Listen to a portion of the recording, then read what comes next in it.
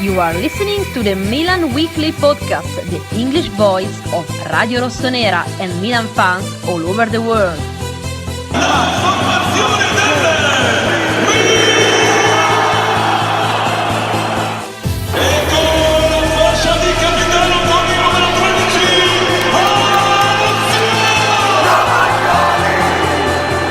Donnarumma at the double, sensational from him.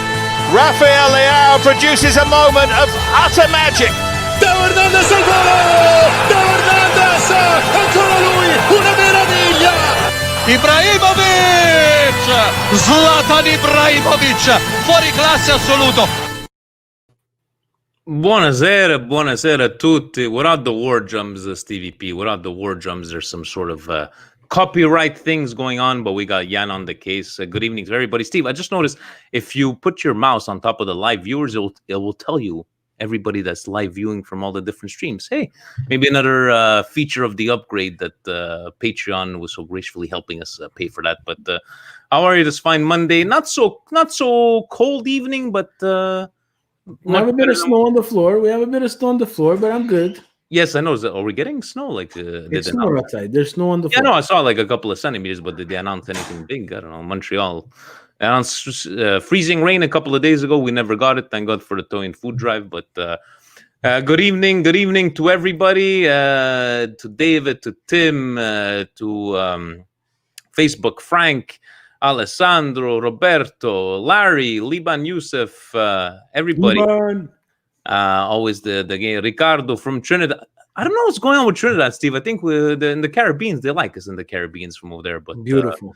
Guys, we're almost ready to go, Steve. Whenever we're ready, it's time we could put music anymore. We're getting over 1,000 views every single video, so we can't do these things anymore. So, anyways, are you ready, Steve? Let's go.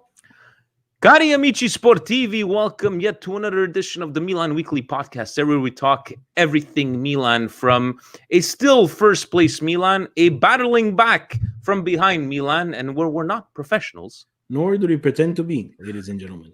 Yes, it's been quite the week here, Steve, and it's been a couple of weeks where we've been started off with some housekeeping stuff, and obviously we're going to get to the housekeeping done, starting off with the toy and food drive.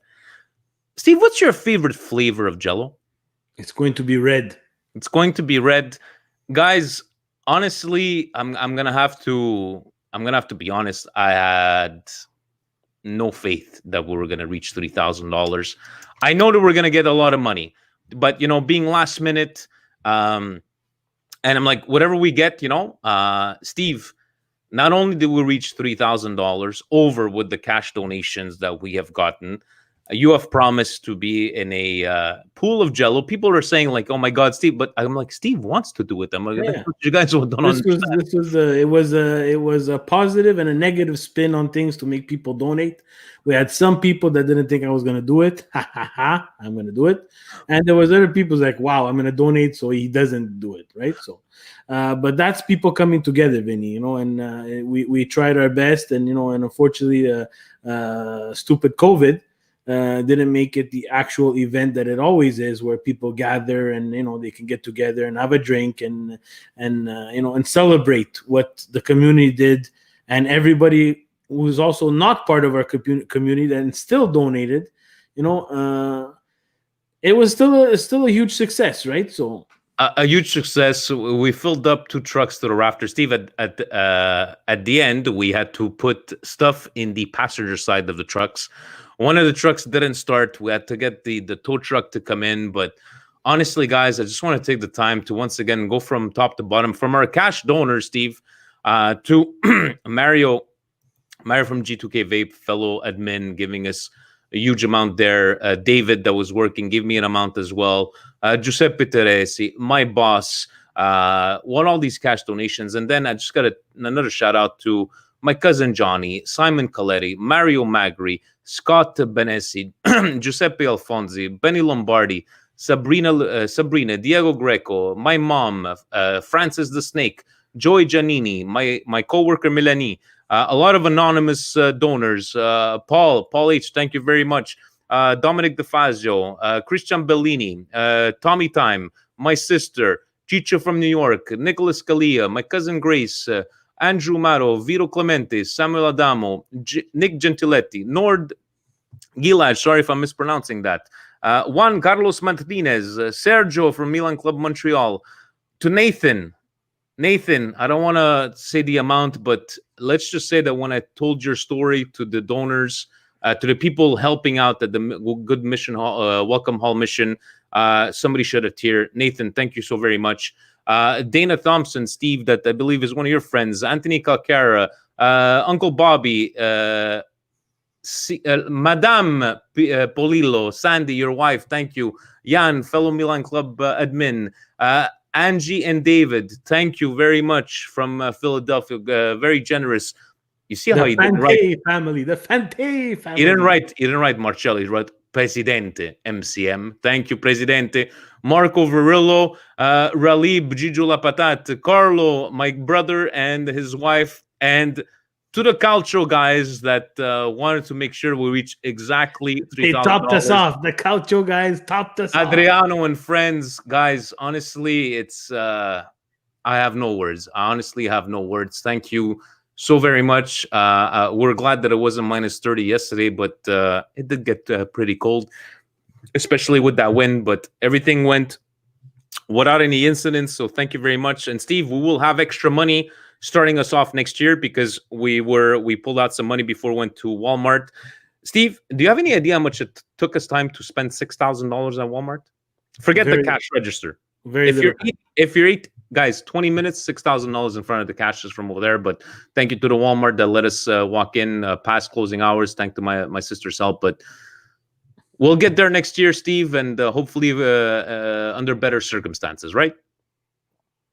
What's that?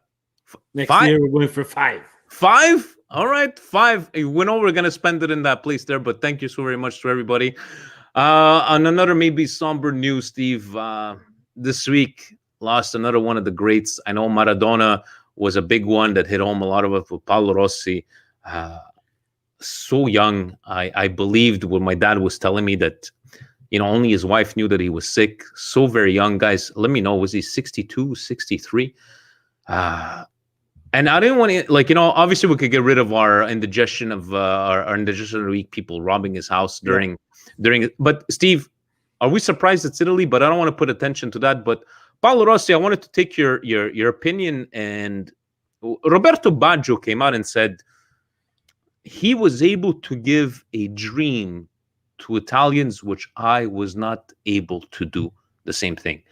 And I think it really hit home with that comment because, he's obviously referring to, World Cup 94. But Paolo Rossi, and I remember watching a documentary on him, Paolo Rossi was shat on for the beginning of that tournament because he didn't score anything. And he began scoring against Brazil, those 3 goals. But a big loss for Italian and football all around the world. A lot of,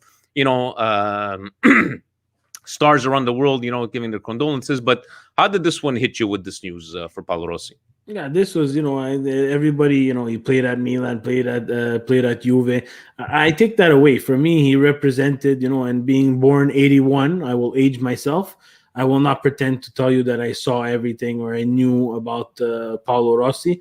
But, in the digital age, you're able to watch the 82 World Cup, and you're able to watch the game against Brazil, and you see that the game is completely different, right? So he was that glimmer of hope for an Italy team, and everybody says it. And the quote that hits me the most is he was able to make Brazil cry. And for me, that's something that it's not that I enjoy seeing Brazil cry, but for me, coming from being Italo-Canadese and my parents coming from Italy, I do cheer for Italy. I'm not ashamed to admit it.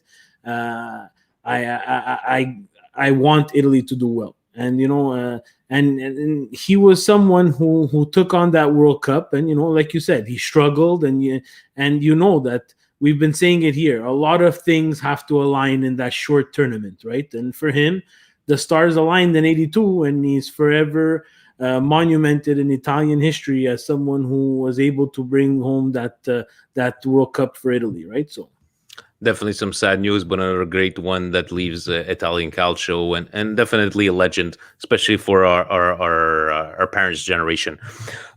Steve, I wanted to go through a couple of more news items. Little problems at Atalanta, it seems. But hold on. Nothing happened. We got exclusive voice clips from, we're not going to mention because we don't want to get him in trouble, but supposedly Gasparini and a couple of players, especially Papu Gomez, they got into a little rift and said, no, nothing happened. But then Papu was sitting on the bench on the game. Why do you think this wasn't covered as much? Do you put any truth to this? And people talking about Papu at Milan.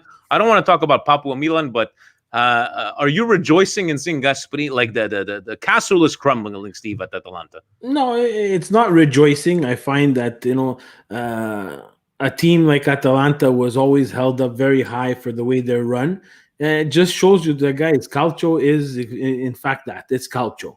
Things will get out, and as you become more popular, and, and a team like Atalanta never really had to go through the things that the Juventus, the Inter, and the Milan had to go, where things come out of the locker room. Everybody's dying for information about anything rotten they can write about you. Atalanta wasn't privy to that, right? Everybody loved Atalanta. And you know what? I said it a lot of times, that, guys, the soccer gods will come back. There's no perfect soccer association. Things will happen. And some things and some soccer clubs are able to keep that under wraps, and some are not. And you saw that at Atalanta, unfortunately, it did not, which was strange because in the Champions League game, I think he played against Ajax. Yes, he did. So that was really like, oh, maybe it's not true. And then he sat during the Serie A, which I said, hey, you screwed up my Fantacalcio again, you assholes, Gasparini. And then, Papu Gomez comes out on Instagram. Well, that's what bothers me, right? Because he has to come out and he has to kind of like defend himself and not throw everybody under the bus. And I think he was really professional about that. Yes, he was. But does it have to be on Instagram, on like a social media? Like, can't the club? I don't expect them to pick sides, and that, I think, is a part of this story too, where Gasparini apparently quit after the game against the Dutch club, which I can never pronounce their name, where this rift or this fight happened. And the club said, no, we're going to refuse your quitting. Imagine that's what the soccer players and soccer managers have to take into account. There's not a lot of people that can go into their boss's office and quit, and the boss is going to say, no, I refuse you quitting. So, that's the thing that bothered me, and in Gasparini, I always had this feeling inside of me that, it was confirmed when he danced. Right? It was confirmed that he danced where he seemed like to be a little bit of an asshole, right? And then you saw him getting into a beef with Mihailovic. And you know what I said? Mihailovic is an instigator, right? He likes to push the buttons, right? But now you see that there's a rift within his team. Now, I'm not going to take anybody's side because I don't know both sides of the story. But in the end, am I rejoicing? No, because it's a dark mark. It's a black mark on a team that I think can do well. But they got a reality check that once you're playing with the big boys, there's nothing safe anymore. Your locker room has to be really, really, really tight to not let things slip out. One thing's for sure, right? It's gonna come out one day. There's just a question. Oh yeah, I think, and if Papu Gomez is so head bent on leaving in January transfer window closes, I'm pretty sure someone's going to come out with some kind of article saying what was the fight, and he's going to go all in. He's going to go balls deep. Would you take him on a side note? You know what? I was thinking about that. I saw a lot of guys on the Milan Club Montreal chat talking about Gomez, and he's always someone that, when Milan was rumored to be signing him before I think he went to Atalanta. I think he was playing with Catania. I was like, I'm not too sure. Boy, did he prove us wrong, right? And I think that maybe a change of scenery, and maybe to a team like Milan where, he's not the captain anymore. There's obviously a bigger presence in the room than him. And if he could play on the right-hand side, it would give us another weapon. And again, Vinny, we're talking like as if we know Milan's budget. I would take a chance because I think the right-hand side, and we'll talk about it later, we struggle on the right-hand side. Exactly. Just to finish off news, Steve, France football coming out with their best starting 11 of all time. Obviously, jokes from Serie A sit down because, that time I called Maldini a right back, but I take it. I'll take it. But Steve, looking at all those players, right, going from the real Ronaldo to the to the Maldinis but Xavi was in this team.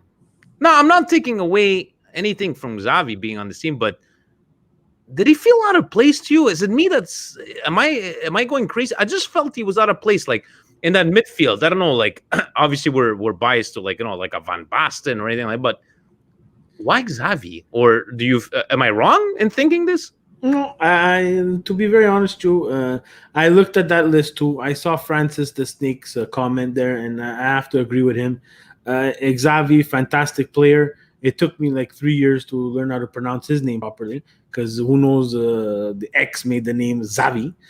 But anyways, that's for everybody who's been tuning into this podcast for the last 10 years. They know that it takes me a long time to pronounce their name. I think he was a fantastic player. I think that Xavi and Iniesta with Messi and that great Barcelona team were a byproduct of everybody's talent, right? And I think you can't put Xavi there if you don't put Iniesta there. And you can't have both there, right? And that midfield, Platini can be in there. It's like, I don't know. But I just felt it was out of place. But throughout, you can't really discuss those choices there. But Maldini being the only representative of Italy, I don't think any other Italian players, especially with that caliber of start 11 that they put. And it's so hard to pick these best starting 11s in the history of football, especially when we haven't seen anything past the last. And 30 those guys there, they kind of went they went across a couple of decades. I have for me, it's hard to fit him in there, but I would see a Totti in there. You got to give these world-class players some time to shine, right? We take for granted, right? And my first text was to Vincenz and Gattuso and just telling him, we have to be really, really grateful. And if you take a minute to sit down and see and just look at those players and how many we've gotten to see and who we're getting to see now and who we will get to see for, and I wish everybody who listens to the show another 50 years. Guys, we're blessed to be around or be able to watch all this talent, right? So he's saying, Zidane, Vince Gattuso saying, definitely. I think I would have picked Zidane over of course at this. But anyways, guys, this could be another show by itself. But we're here to talk about Milan. I think we got rid of housekeeping and news so far. Steve, I called this podcast, crossbars, posts, injuries, offsides, and a comeback tie. And I'm going to be honest with you. I'm on the side of this was a positive result for me. I know a lot of people getting stressed out with the result or maybe not happy from the result itself. But I don't know if you're going to agree with me. It felt that at the beginning, before Parma scored, it looked like we were sitting on our laurels. I might be wrong, but it just looked like we started okay, guys, let's not joke around in here anymore after that first goal from Parma. Your thoughts of Milan before that first goal by Parma? I think Milan didn't come out sharp, and this is something that unfortunately has been happening to us a couple of times. This happened to us against Celtic. It happened to us, against Lille. We need to come out stronger, and all credit to Parma, and I think that Parma really had a decent game plan for Milan. Mm-hmm. Where they kind of decided, let me sit back and you try to beat us. And I think Milan was taking this as okay, we're going to eventually break them down. Look, the injury to Gabbia, people are going to say that changed the game. It's at the beginning of the game. It's like Kalulu got a start without even being on the starting lineup, right? We had to make a change at the 5th minute. So we throw in this young center back because we have no one else. And it's a byproduct of things. We have veteran players that are injured, and I'm talking about Zlatan and Kajar. Those types of players, we take them for granted. Where in a game like this, I don't know if we're going to be sitting back on our asses for the first couple of minutes till they score, right? Yeah. And we got beat again by a really dumb counterattack. And in our midfield, a lot of people, this young center back Kalulu, Gervinho puts the ball through his legs. We can't have guys sitting in the 18 with like 10 feet around them. Like, no. That's going to be in the back of the net. 9 times out of 10, it's going to be in the back of the net, even with lesser quality players, because these guys are professionals. They're going to bury those chances. No, the people looking at Kessie trying to put his leg out, but if the ball has to go through the defender's leg the way it did, out of a fluke, because that's tried out 100 times, it's only going to happen once. But it seemed that as soon as they scored, Larry saying the Parma defensive player of the game were the goal frame itself, 100%. But Steve, in honor of our troll from last week, Hakan van Basten had a hell of a game. I have to admit, he had a hell of a game. Yeah, I was paying attention to him and getting those balls back, and forget the goalpost, but he played his heart out. The way I looked at it, I think Milan in general played a good game. And we went through the last 9 years of Milan scraping out these types of draws or even losing these games, and me and you, Vinny, coming on this podcast and saying, guys, we lost, but you know what? We lost. We had no fight. We had no grinta. We had no will to get back in this game. Milan, even after 2-0, even after going down 2-0, they had this will to get back. You saw that they wanted to get back, but it was a different type of mentality that I saw. I saw them more patient than usual. Usually it would be shots from everywhere. It would be, we don't know what to do anymore. So, hey, let's put Calabria on one side, Theo Hernandez on the other side, and cross balls in the box. And it wasn't that. They were trying to get past Parma's defense, and Parma sat back, and it was fine. That was Parma's game plan. It was for us to beat that. Are you worried about Rebic? I just found he gave a good pass to on the first goal, but in the first 15 minutes, Steve, he was invisible, and that's not Rebic's position, guys. Rebic cannot sit up there as the lone number 9. It's just not where he belongs. You see that he looks uncomfortable, and you see during the game he always fades to that left-hand side. We need someone to take Ibra's place. We need someone who can play that lone striker and not have Rebic play out of position. Because as you saw after, once he drifted to that left-hand side, there's a nice combination that's forming there. The Hernandez and Rebic combination on the left-hand side is very dangerous, guys. Yes, it is. It's becoming something where they know where they want to go. So it's nice to see. But you leave him up there, and if it's that type of game where we have to break down a team, I find that Rebic, he doesn't know where to go, because he's used to being on that left-hand side where he has an option to shoot, an option to lay it off. There he's kind of like in the middle of the pitch, and sometimes the middle of the pitch, when you want to break down a defensive team like Parma, you feel like you're in. Sometimes he got the ball and he was surrounded by Parma players. Would you say that maybe when all the attention is drawn to him, like when Ibra's there, Ibra's gonna draw that attention, right? Where he's led to all the games that he started without Ibra is those games that people complaining is a big word, but because we're used to seeing Rebic score all these goals, but I think Rebic is at his best, like you're saying, playing off the wings and with a guy like Ibra drawing the attention away from him. Yeah, he needs to be played off. He's an option for that lone striker. He cannot be the lone striker. And against Parma, we're gonna say we got away with it. For me, I'm not saying it's a positive, and I'm not saying it's a negative. I'm just saying it's one of those games that happens during the year. Maybe last year we would have lost this game. Yeah. Maybe in 2 months from now we're gonna lose a game like this. But today, on Sunday, they got back into this game. They definitely did. Steve, I just wanted to get your thoughts on the changes at halftime. Castillejo, it was offside, millimetrical, but guys, let's be honest, if it was against us, we would have thought the exact same thing. Castillejo has been playing a lot better. I know we like to complain on him in the first couple of games of the season, but what were your thoughts at seeing that double change? Because I was told that his name is Hauga, so it's Hauga Hogan, and Leao coming in for Castillejo and Diaz.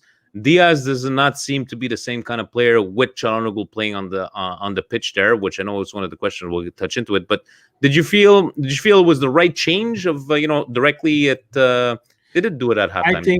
I think Castillejo deserved a bit more time. Yeah. We complain all the time, but I think he was getting dangerous. He was starting to become a pain in the ass on the right hand side. Yes, he was.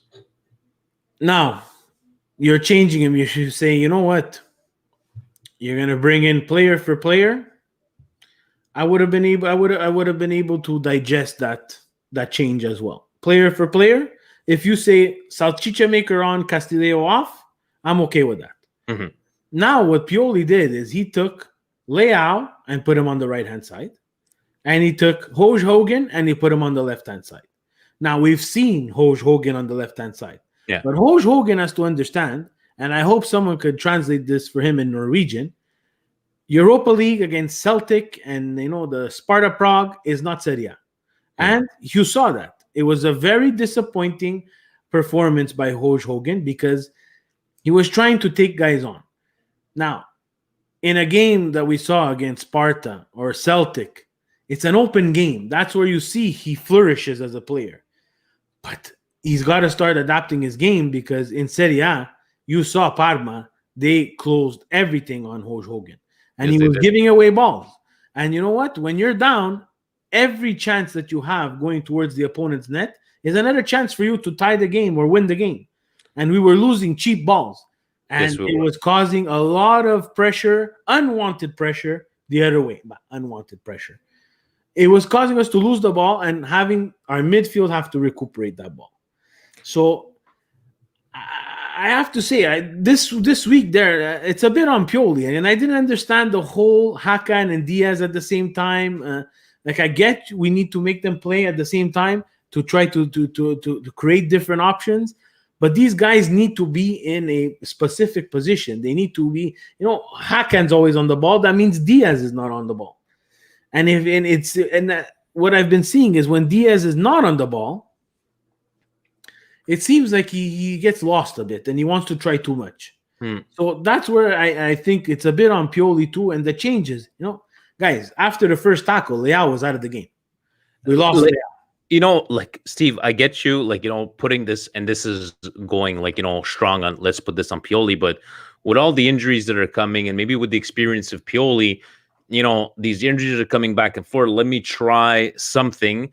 Leao, I don't want to shit on the guy, but, after the first tackle, asked the guys in the Milan Club Montreal chat, I wrote back to them. I said, Leao is still hurt.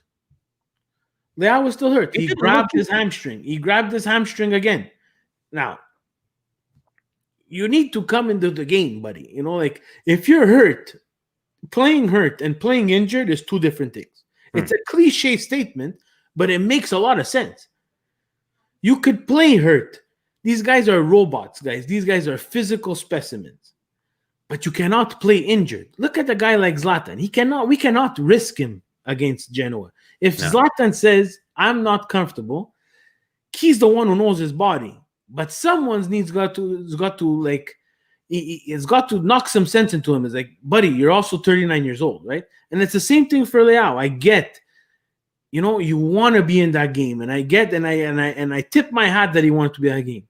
But after the first tackle, Leao was out of the game. It was a non-factor. And we're getting into these 2 games a week, right, Steve? We have a game on Wednesday, but we have on Sunday. The injuries are piling up. We knew this was going to happen, though. We said it a long time ago. 100%. The other teams that are behind us have dropped points. And we had this discussion over the weekend with Vinny Gattuso and Francis the Snake. They were trying to round me up, but of course it doesn't work. About, Milan's going to start dropping points. Well, guys, obviously, the thing is, win them all. You can't win them all. That's number one. Number two, we're in the position that we are right now because we didn't drop any points, or we dropped the least amount of points than anybody else. Exactly. That's how you get to the top. It's I think it's going to be hard to try to manage the team and to rotate everybody, but in the end, how look at this, even though to me was a okay performance when we came back, those Snakes are 3 points behind, and Serie A can change in a blink of an eye. So let's see what we could do this week for the next couple of games. It's all about being opportunistic, right? And and Milan dropped the ball. Even though we're tied and we can spin it all the positive ways, and I listened to all sorts of podcasts today, spinning it the positive way. For me, the game, if I look at the game, yes, I take it as a positive. They came back, they came out as a point. If I look at it in the league and the other results, and I'm table watching, I look at it as, we lost an opportunity to stay 5 points ahead, right? So, again, it's all the dropping a point. The Serie A is open right now. We don't know what's going to happen. But in the end, Steve, if I would have, forget just you, if I would have asked any of our Milan followers, Milan fans, would you take being 3 points ahead in first place after X amount of games at this point of the year? Everybody would have said yes. So 100%. Going on a side note, Steve, 2 injuries during the game. Gabbia within the first 5 minutes. Gabbia, let's not pretend that he was God's gift to defensemen. He was progressing, playing a lot better in the last couple of outings. But Benacer is going to hurt. Gabbia is going to hurt as well because Kajar, I don't know when the date. I know that Benacer and Gabbia are saying in 2000, for next year. But do you think? I know Tonali, guys. I get having a depth inside a team, right? Tonali's been finding a bit more his footing. He's going to need more time. But are you a bit worried with Gabbia and Benacer being out? Well, look, I'm worried about Benacer because I like to slot in Tonali there, but again, I want to see Tonali and we're gonna see him for a couple of games now. Yes, we will. And I want to see him build that partnership with Kessie as well.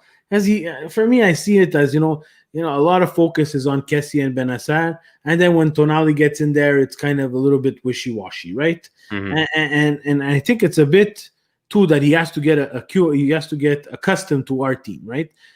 I see a lot of people and a lot of the players, they're skipping that extra pass. They're skipping that pass where it would be Benacer, they're skipping it.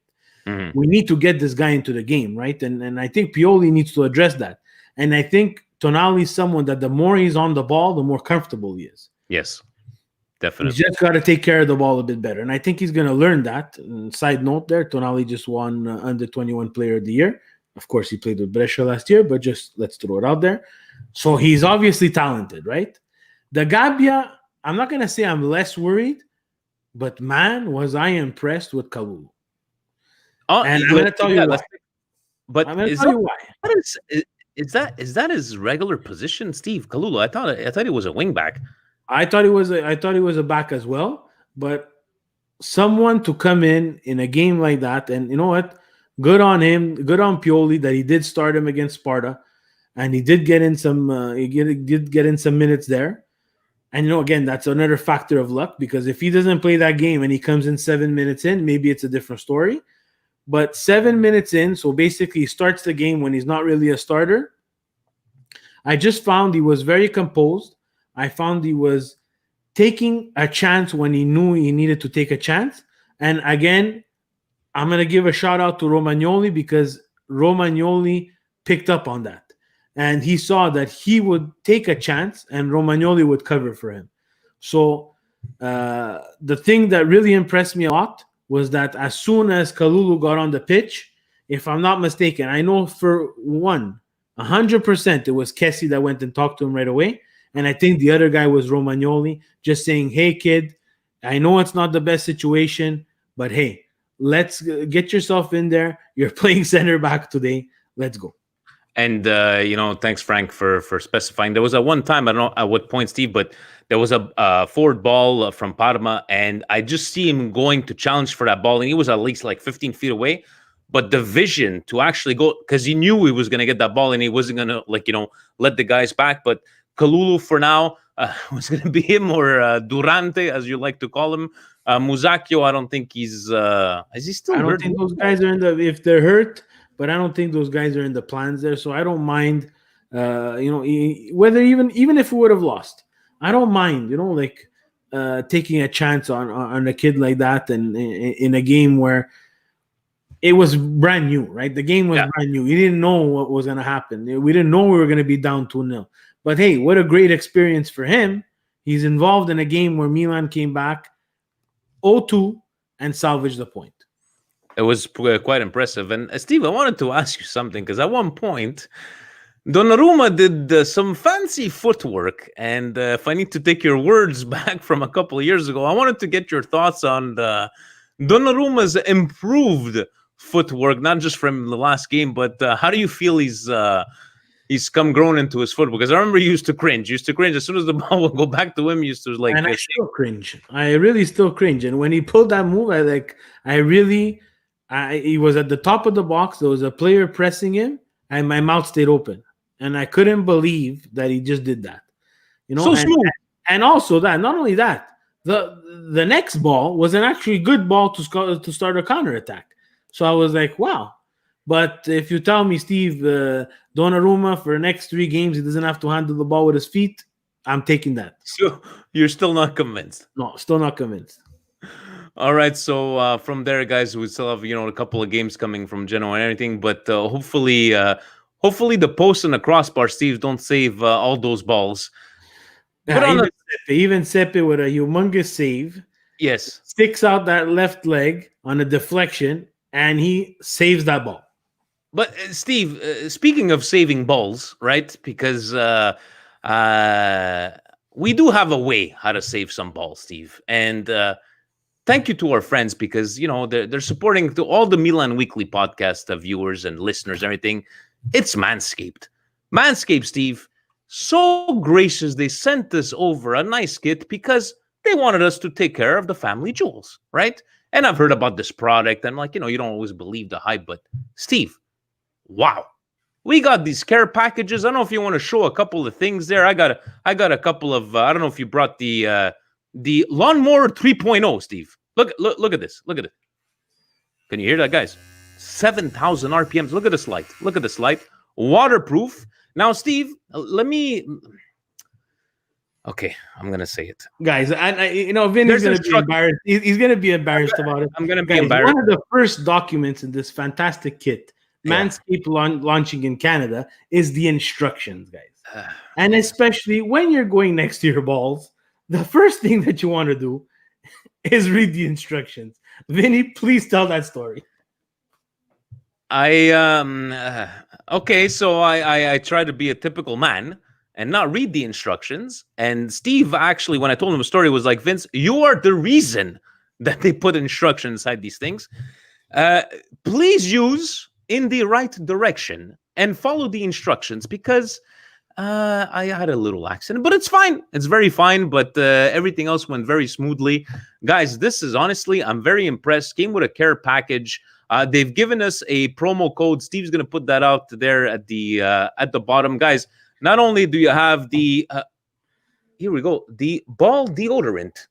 Very nice. I put it on. Family jewels. We're trying to keep it, family friendly here, but smells nice. Very good. Guys, this is actually quality stuff there. The Reviver. Steve, did you try on those boxers? Not yet. No. I tried them on this weekend, and you know what? It's really great quality. I know the kit came with like a travel package. It came with the instructions, you guys take a look at their website. There's everything. Nose trimmer, anything. Nose trimmer. Yeah. What else do they have? They have a body wash, manscaping, taking care of your manlyhood for the married man.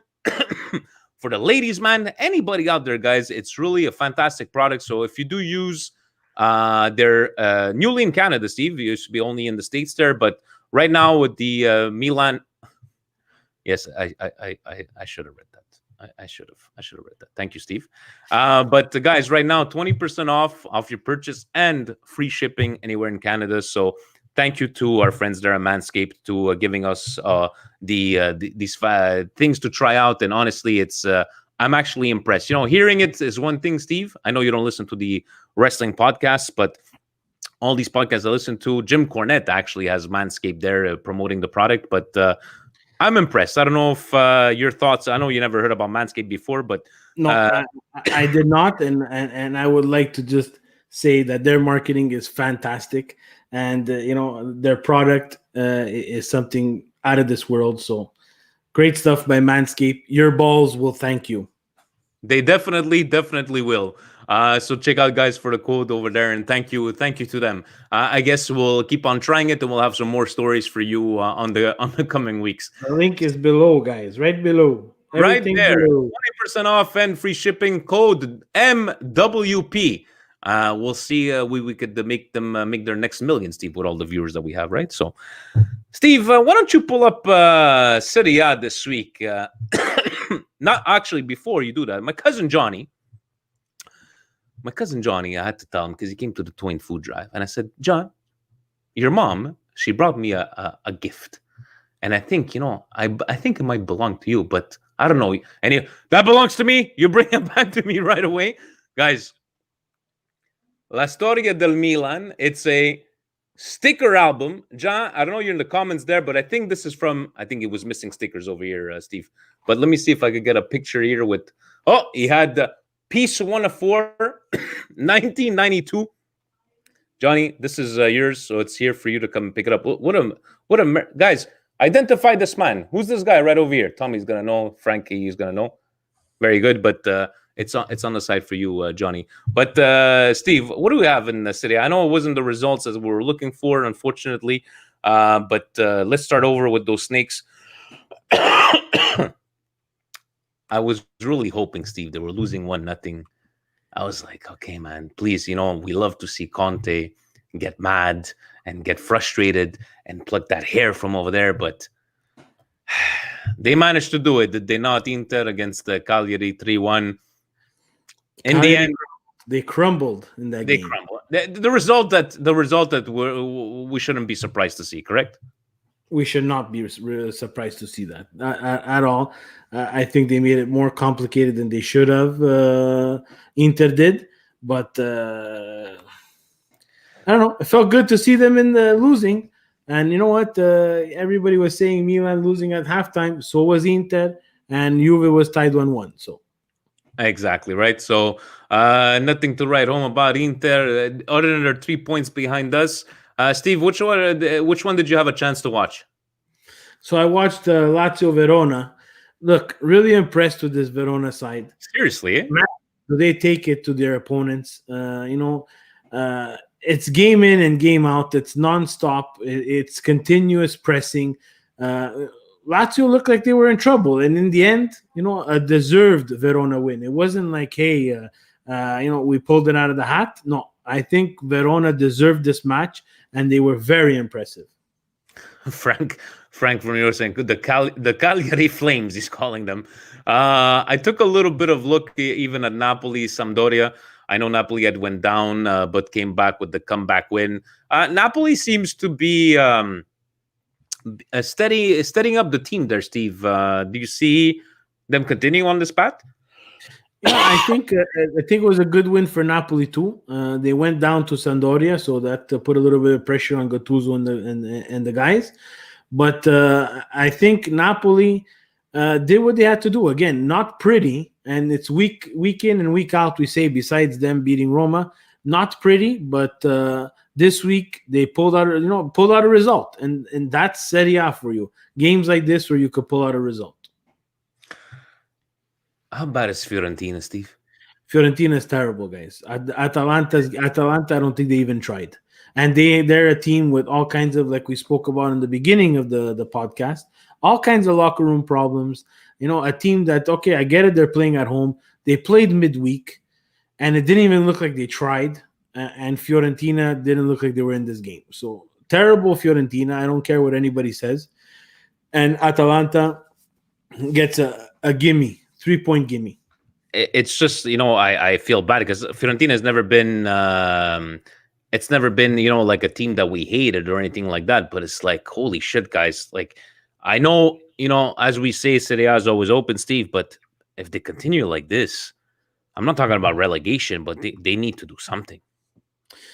Yeah, they need something, right? And I don't know, I don't know how long the leash is for Prandelli, to be very honest with you, because everybody wanted Iachini out the door, and Prandelli hasn't done much more. So, hey, look at that rhyme! Did you see that rhyme?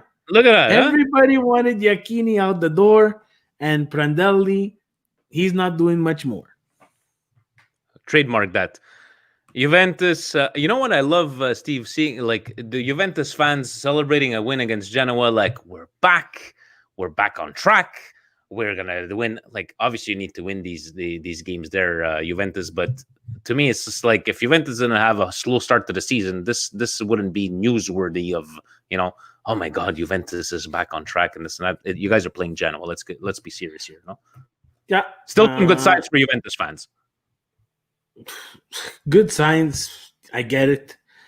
For me, guys, it's again, Ronaldo's not in this game. I don't think Juventus gets back in this game. I have to unpopular opinion here. And Genoa didn't do themselves any favors yet. No. They went in at halftime 1-1, so the game was open, right? So it's 2 penalty shots that decides the game. It's Ronaldo that steps up. He's automatic from the spot. And, Juve right out into the sunset with a 3-1 victory. Were Juve impressive? Hey, take a positive. Dybala, he woke up. You need to be impressive against Genoa, Steve. Someone needs to prove me wrong. But for me, Juventus was not at their usual form, and have not been at their usual form since the beginning of the season. But again, unfortunately, I have to admit it, good teams linger, and that's what's dangerous. Good teams linger around the top, and then the Campionato changes, and they start chipping away at leads, and that's how when we drop points, or the leaders drop points, and they don't, they start chipping away. So unfortunately, that's what the 38 match Serie A season's all about. Roma Lamanita, Steve, they decided to score this game here. It was 5-0 in the first half. Was it not 5-1 after? Again, Bologna would not be able to keep the ball out against an 11 that we would pick from the people in the comments tonight on Milan Weekly Podcast. I'm convinced. We would lose the game, but we would get one by Bologna. That's for sure. We would score. Are we missing any games there, Steve? We went through all of that. Yeah, pretty much. Yes. Crotone Spezia. Anyway, Sassuolo coming up with that win there. But like we're saying, I don't think Sassuolo is going to stay in those top 6 of the league. They always seem to start off the seasons well. But I don't know if you did watch Sassuolo, Steve. Even with a red card, winning that game. Nothing to write home about. Yeah, look, nothing to write home about. Penalty shot by Berardi very early. And then, the game got a little bit chippy. In the last 20 minutes, there was some action, but nothing to say, hey, we're all over the place. But, Benevento's a ball buster. Exactly. They're a ball buster, man. Like, they're not... they're going to take away points from... they're going to take away points from the top 6 teams, that's for sure, for the rest of the season. So, like we said, we love Serie A and how open it is. Steve, taking over to Patreon, Nahar was saying, not a question, just a comment. As bad as the result against Parma was, which we beg to differ, I believe these types of games are necessary for the growth of the team and a reminder not to be complacent.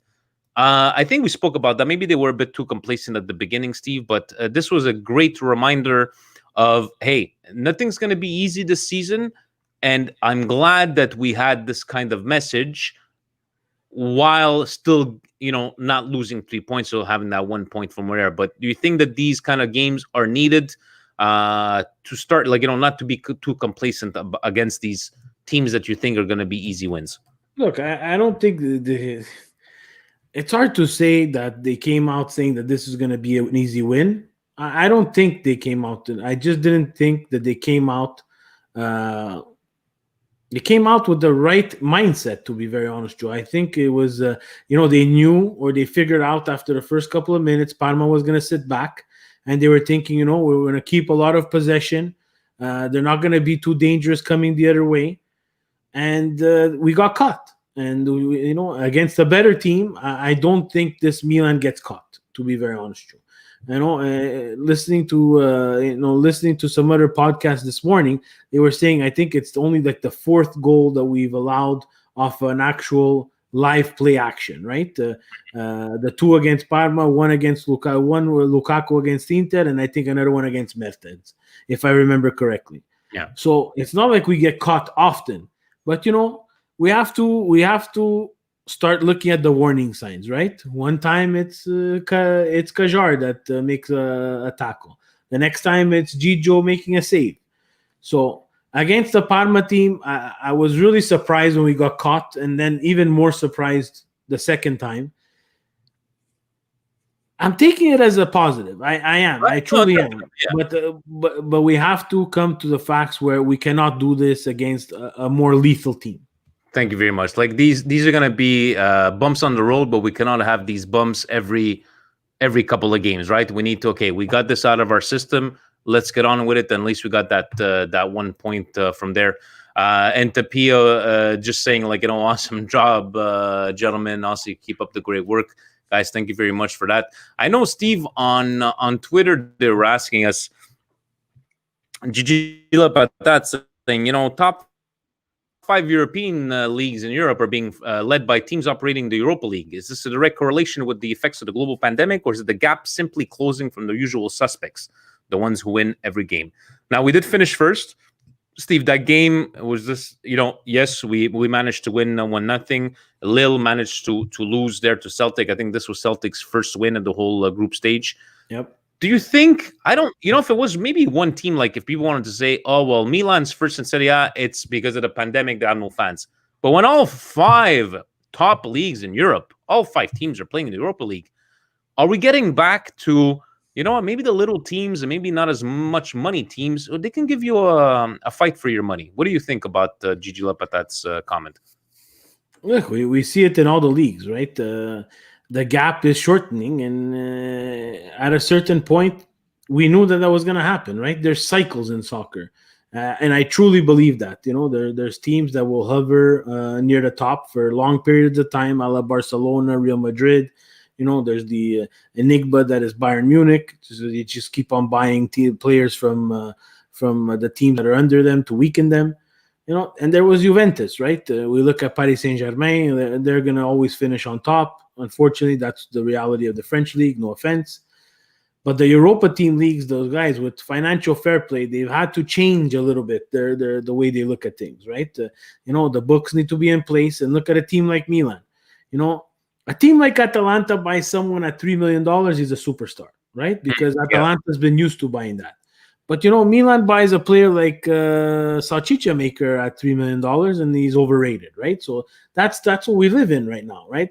And unfortunately, I think Milan did a good job trying to right the ship. There's still a lot of work to be done in terms of the team.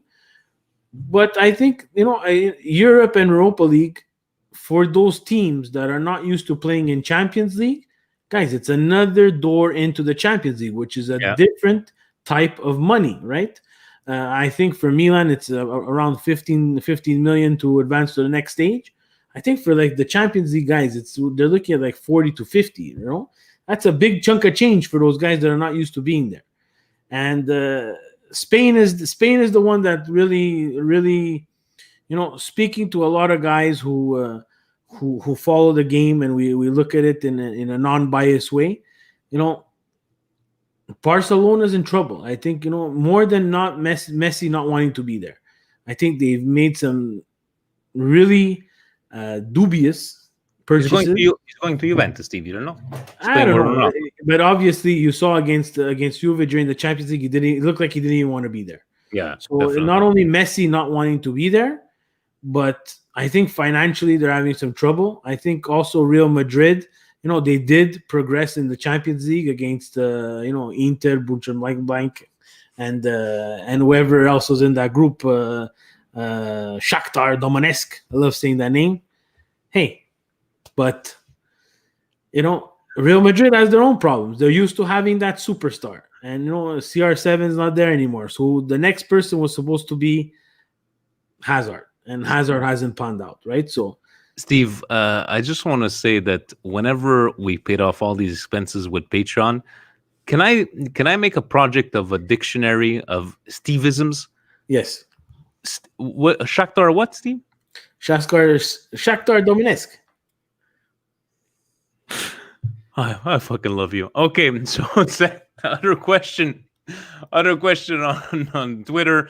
Richard Carmen obviously making fun of me for calling Maldini a right back. Fully deserved. Fabio, is there any thought that Hogan plays better against the European teams, that in Italy? Is this a tie? Is this tie on Pioli? I don't know if I would agree with taking out Samu for Leao on the right. Looked slow after the defender jumped into him on the challenge. We did discuss, that we thought maybe it was a little bit on Pioli. I think it was more of a team effort to get back onto this tie. But should we even judge Hulk Hogan for just this one game in Serie A coming in? I don't think so, Steve. What do you think? It's not judging. It's just he's got to understand, right? So he's got, as we sit back down on our very comfortable couches and watch these games and understand that Serie A is a different animal, especially from Europa League. And Serie A is also a different animal than Champions League. We need the players to get that too, right? Like, I know it's probably the first time you face Parma, and people, please correct me if I'm wrong. I don't know if he's ever faced Parma, but even Parma, you'll see these guys are students of the game, and coached. Liverani's gotten a whole bunch of heat since the beginning of the year. Napoli put a ton of goals past them, and we had trouble. So you see how the team adapts, and how the team can change from week to week. So the player needs to adapt from game to game. Well, I'm definitely not worried. And Presidente sent a question, tweeting back to Matteo Bonetti. Bonetti had said that if someone said choose one Serie A midfielder to build your team around in the next decade, it would have to be Nicola Barella, right? And, Marcello saying, Vinny and Steve, I want you to discuss this on tomorrow's live stream. I would be biased, but I find Kessie is more robust, and I would pick him instead of Barella. 150% I would pick. For me, they're two different kind of players, but I know we might be biased, but Steve, how can we not pick Kessie, Frank the Tank? I don't know. Like, I'm not taking anything away from Barella, 100%, but would you swap Barella for Kessie right now? No, that's not the question, though. The question is, if I need to start my own team, who would I pick? I pick Nicola Barella. You're starting from scratch. Yeah, if I'm starting from scratch, Nicola Barella plays in my team. Would I swap them right now? No. But what would be your reasoning behind? Is it because you like Frank? One is Italian. That's number one. Okay, that's my number one reason. Italian. Not racist thing, guys. We're Serie A. No, not at all. One is he's Italian. Two, I think he's more. I think he's more polished around the net. Let's say that. Okay. He's less wild than Kessie. And for me, if I'm starting a team, I want to make sure that I solidify someone who can distribute as well as recuperate balls. And I don't think Kessie can do that. And we've seen it in the past. Kessie cannot distribute and recuperate. That just unfortunately destroys his whole game. So, and if I'm starting. Remember, the question is, you're starting from No, you're scratch. right. No, you're right. You're not swapping. I start with Nicola Barella. Barella over Benacer, if we had to compare players for qualities on both teams, yeah? Right now, yes. In the future, maybe not, but right now, yes. All right. No, I got no arguments there, Steve. We didn't have that many questions. Let me see if there was a latest. No latest comments there. But Steve, on a side note, we do have a game on Wednesday. Do have a game on Sunday morning. For Patreon, we'll try to be on. I'll try to be on like maybe 8 o'clock in the morning, having coffee. I know Gio likes those 5 o'clock morning wake ups in California. He was there last time. Gotta love. He's always a trooper there, Gio. But we'll let you guys know, and hopefully the game on Wednesday, 3 p.m. I believe, right, Steve? Yes, 3 p.m. game. Then we're gonna go play on Sunday. Remind me who we're playing on Sunday. I'm all getting confused right now. Who we're playing? Sassuolo. So those, and like we said, guys, there's no such thing as easy games in Serie A. But one thing that should be easy is shaving your balls the right way, guys. If you do end up buying the product, right? Not only is there light for you in the shower, please read the instructions. That's such a cool feature. The light is amazing. I was like, whoa, what's going on? I felt like my balls had an epiphany when the light turned on. It's like, whoa. And yes, as Steve liked to point out to me, the instructions are written down for guys like me. So please be careful. Yeah. And this is a super, super exciting collaboration for us, guys. You know, Manscaped sent us these fantastic boxes that we opened up. Boom, shaver. Boom, ball deodorant. Boom. The other one is the other one is a ball toner, guys. It's a toner. This is ball toner. It's just for a quickie. Like, you know, if you're not in the shower, you just gotta put it on there, and it smells actually pretty nice. Very nice. The smells are eloquent, guys. They give you, you know, this is something that saved my life. We save balls, you know. This, you put it on the floor, and the hair accumulates in this newspaper style thing. Guys, my wife, this sold her on the product. My wife is so happy that she doesn't have to pick up random hair. And it all goes in here. I crumple it up, put it in the garbage. You did not only save balls, Manscaped. You saved my marriage. God bless. You see? And that at a 20% off and free shipping from over there. Before we close it off, Steve, we spoke about our indigestion of the week, obviously, from whatever people stealing from Paolo Rossi's house during his funeral. But any brioche of the week, anything that made you feel good, this week, Steve? Anything that comes to mind? Just a fantastic interaction with Vincenzo Gattuso and Francis Colagiacomo trying to push my buttons to the master of the guy who pushes buttons. Like it was so fun. They were trying so hard. They were telling me, "Oh, I'll take Roma's team." There's almost no one who starts for Roma that plays with Milan right now. Okay. Then the best comment was, Roma's a better team than Milan. So I said, okay, show me how. Vincenzo Gattuso said, it's 10 years we're better than you. Okay, if you do 2020 minus 10, we're at 2010, 2011. I don't know about you, Vincenzo Gattuso, but we won a Scudetto in that year. Oh, boom. Now we're at 9 years. 9 years we finished second. Roma finished somewhere in the 6, 7, 8, 9, 10. Boom, we're at 8. And then we went to 7. Then we went to 6. And then I was just so tired. And honestly, I was on the shitter with that one. So imagine, I was so calm. I was taking a shit, responding to these guys. And it was beautiful, guys. It's honestly the most productive shit that I've taken the whole week was this Sunday after the Milan-Parma game. I'm going to go with, like Nicholas was saying, even David mentioning Theo's those 2 goals definitely needed. The emotion that he showed. I love how he was kind of like fighting Kessie to get the ball after the first one. No, I take the ball. And Kessie was right. Let's get back to playing with that hug there on the second goal.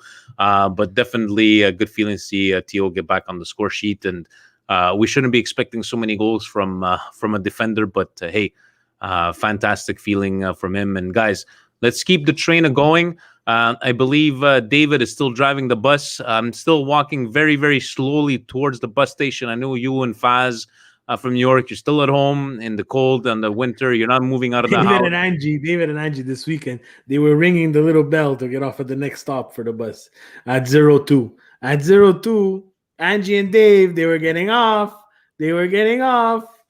And Angie had asked, with their generous contribution, they were asking Angie's like, can you just buy something sparkly for a girl? And I said, yes, I found a wrestling ring that had sparkles on top of it. David had a good laugh on that one there. And Paul saying Manscaped has made the Steve mellow. Look, no, Steve, you have to go back to being negative. People don't remember you as being this mellow and nice, but happy wife, happy life, right, Steve? That's what they tell me. Exactly. Thank you. All right, so guys, I will leave you off with this 7,000 RPM. Listen to those ceramic blades, Steve. Ceramic blades, which don't nick if you follow the instructions. Guys, thank you so very much for joining us once again. Comments in the comment section. You do have all the link from over there. And what's it? Me and Steve still wanting and dining at the. You guys are there by the fireplace. You know, Uvin. No, you guys have a damigiano. You guys have a damigiano over there. Meant to un bicchiere and Yes, sir. David's like, that's why I didn't want to say a word tonight. David, we still love you, dude, and we'll see where we stand on next Monday. Hopefully, we get another 2 wins, so you could get back on driving the bus at a high. Save your balls in Forza Milan. Adriana knows about these nice little logos, but guys, I know we like to joke around, but honestly, I'm very impressed with these kind of products. Check them out. Manscaped.com. Take a look at the codes. Let's save you guys some 20%.